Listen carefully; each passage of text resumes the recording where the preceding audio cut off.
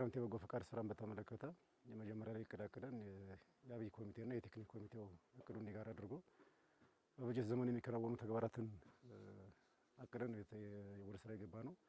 በዚህም በተለይ ወደ ተግባር ከገባን በኋላ የተማሪዎች ደብተር የማሰባሰብ ዩኒፎርም የማሰባሰብ ሲደመር የአቅመ ደካሞች ቤት ግንባታን በተመለከተ ዛሬ እንደምታዩት እያከናወነ ያለው ግንባታ እየገነባን ያለበት ሁኔታ ያለው በ120 ካሬ ሜትር ላይ ስለዚህ የከተማው ጽዳትና ውበት ላይ ብዙ ስራዎችን እየሰራን ያለበት ሁኔታ ያለው አሁን ባለው ነባራዊ ሁኔታ ከቅድመ ዝግጅት ወጥተን ወደ ተግባር ገብተን ተግባሩን እያከናወነ ያለበት ሁኔታ ነው ያለው።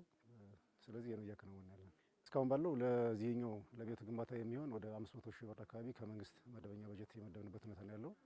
ሲቀጥል ለተለያዩ ለዌልካምና ዌልጎ ፕሮግራም ወደ 300 ሺህ ብር አካባቢ መድበናል። በአጠቃላይ ለዚህ ፕሮግራም የሚሆን ለአቅመ ደካሞች ቤት መገንቢያና ለዚህ ፕሮግራም የሚሆን 800 ሺህ ብር አካባቢ የበጀትበት መደብነው ሁኔታ ነው ያለው።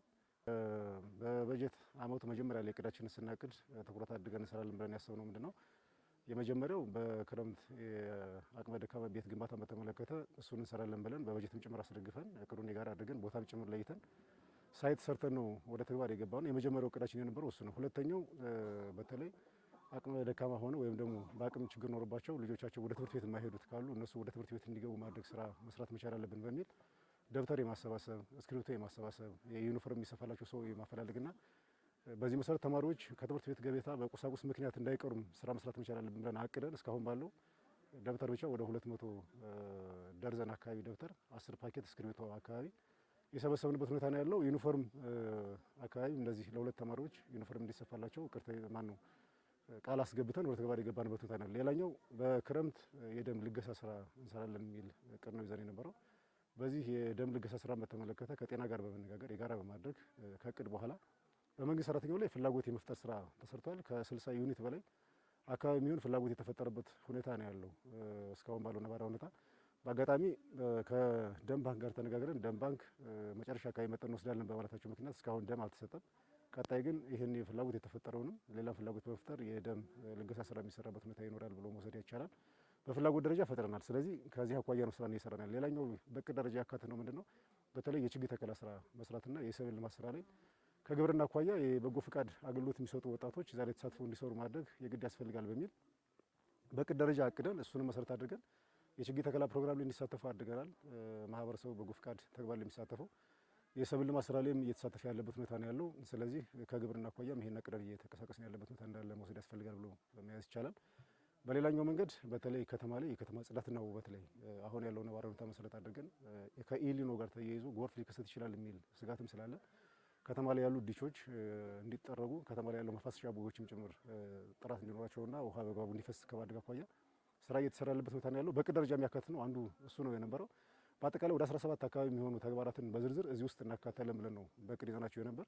አሁን ባለው ነባራዊ ሁኔታ በተሻለ መንገድ ስራዎችን እየሰራንበት ያለበት ሁኔታ ነው ያለው። በተለይ ተማሪዎች በክረምት ትምህርት እንዲሰጡ ከማድረግ አኳያ የግዕዝ ትምህርት እየተሰጡ ያለበት ሁኔታ ነው ያለው። አሁን ጁኒየር ትምህርት ቤት ላይ ይሄንን ኖርማሊ እናንተም አይታችሁታል ሊሆን ይችላል ብዬ አስባለሁ። 4-5 ክላስ አካባቢ መምህራን ጭምር የግዕዝ መምህሮች ተቀጥረው እዛ ላይ ስራ እየሰሩበት ያሉበት ሁኔታ ነው ያለው።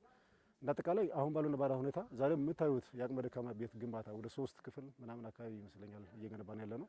በ120 ካሬ ሜትር ላይ በክረምት በጎ ፈቃድ ስራ ላይ የተሻለ ስራ እየሰራ ነው ብለን የምንወስድበት ሁኔታ ነው ያለው ማለት ነው። የቀሪ የበጎ ፈቃድ ስራዎችን በተመለከተ እንግዲህ የመጀመሪያው ጉዳይ የበጎ ፈቃድ ስራ ሲባል የፍላጎት ስራ ነው። ተገዶ የሚሰራ ሳይሆን በፍላጎት ሰው ለሰው ድጋፍ የሚያደርግበት እርዳታ የሚረዳበት ስራ ነው። የምንደጋገፍበትና የቡድን ስራችንን ጭምር የምናጠናክርበት ስለሆነ የተለያየ ክህሎት የተለያየ አቅም ያለን እንትሮች ነው ያለን። ለምሳሌ ገንዘብ ያላቸው ሰዎች በገንዘብ መርዳት መቻል አለባቸው። ለምሳሌ ንግድ የማህበረሰብ ክፍል የሚባለው አካባቢ ያለው በጉልበት ሊያገዝ ይችላል። ገንዘብ አለው፣ በገንዘብ ማገዝ መቻል አለበት። ወጣት የሚባለው እውቀት አለው፣ ጉልበት አለው። ወጣቱ ደግሞ በጉልበቱም በእውቀቱም ቴክኒካል ሙያውን ጭምር በመደገፍ ማገዝ መቻል አለበት። የመንግስት ተቋማት የተለያዩ ስራዎችን ቴክኒካል የሆኑ ስራዎችን በቦታ በማመቻቸት ተግባራትን ማከናወን ይጠበቅባቸዋል የሚል ሀሳብ አለ። ለምሳሌ መዘጋጃ አካባቢ የቤት ግንባታ የምንገነባባቸው የሚጠረጉ ዲቾች የከተማ ጽዳትና ውበት ስራ የሚሰራባቸውን በተመለከተ እነሱ ቦታዎችን የማመቻቸት ስራ መስራት፣ ወጣቱን የማንቀሳቀስ ስራ መስራትና የገንዘብ ማሰባሰብ ስራ መስራት ከተቋማት ከፖለቲካ አመራሩ የሚጠበቅ ስለሆነ እነዚህን ተግባራት ትኩረት ሰጥቶ መስራት ከኛም ከፖለቲካ አመራሮች የሚጠበቅ ተግባር ስለሆነ በዚያ መንገድ መስራት መቻል አለብን ብዬ አስባለሁ። ወጣቶች ግን በተለየ መንገድ ይሄ በጎ ፍቃድ ስራ የቡድን ስራን የምናጠናክርበት የስራ ልምዳችንን ጭምር የምናካበትበት በተለይ የአመራር አቅምንም ጭምር የምናጎለበትበት ነው። በቡድን ስንሰራ አቅማችን ይጎለብታል፣ እውቀት እናገኛለን፣ ማህበረሰቡን እንረዳለን። ስለዚህ ወጣቱ በዚህ በበጎ ፍቃድ ስራ ተካቶ የሚሰራበት ሁኔታ ቢፈጠር የተሻለ ይሆናል ብዬ አስባለሁና ይሄንን መስራት አለብን የሚል ሀሳብ አለኝ። በመጨረሻ መስጠት የምፈልገው ነገር ምንድነው?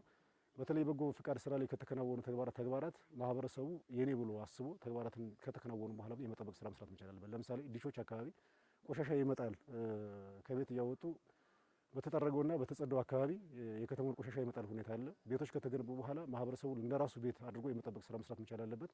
ችግኞች ከተተከሉ በኋላ የተተከሉ ችግኞችን የመንከባከብ ስራና የመጽደቅ ስራ እንዲሰሩ ትኩረት ሰጥቶ መስራት መቻል አለበት የሚል ሀሳብ አለኝ።